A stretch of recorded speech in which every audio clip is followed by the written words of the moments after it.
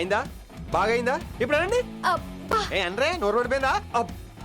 బీసీసీఐతో సవాల్ చేస్తే అవుట్కమ్ ఎలా ఉంటుందో ఇప్పుడు బంగ్లాదేశ్ క్రికెట్ బోర్డుకి అర్థమైందనుకుంటా. ముస్తాఫిజుని ఐపీఎల్ నుంచి పంపించేశారని మొత్తం బంగ్లాదేశ్లో ఐపీఎల్ బ్రాడ్కాస్టింగ్ని బ్యాన్ చేసిన బంగ్లా గవర్నమెంట్ T20 వరల్డ్ కప్ మ్యాచ్లను కూడా మేము భారత్లో ఆడాం, మా వెన్యూస్ని భారత్ నుంచి బయటికి మార్చండి అంటూ ఐసీసీకి రిక్వెస్ట్ పంపించింది.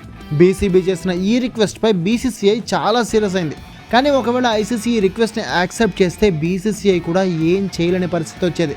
బట్ రీసెంట్ డెవలప్మెంట్స్ ప్రకారం తెలుస్తుంది ఏంటంటే T20 వరల్డ్ కప్లో బంగ్లాదేశ్ ఆడే మ్యాచ్లని ఇండియా నుంచి బయటకు చేంజ్ చేయాలని బీసీబీ చేసుకున్న రిక్వెస్ట్ని ఐసీసీ కంప్లీట్గా రిజెక్ట్ చేసేసిందట.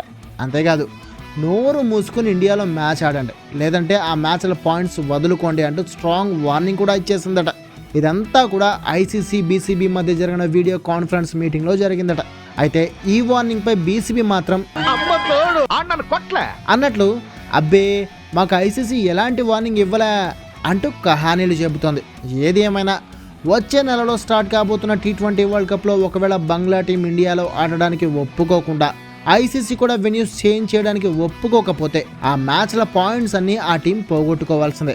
అదే జరిగితే ఆల్రెడీ పిల్లబచ్చ బంగ్లా టీం గెలిచేదే 1-2 మ్యాచ్లే కాబట్టి అవి కూడా రాక గ్రూప్ స్టేజ్ నుంచి హ్యాపీగా ఇంటికి వెళ్ళిపోతుంది అండ్ మన దరిద్రం వదిలిపోతుంది.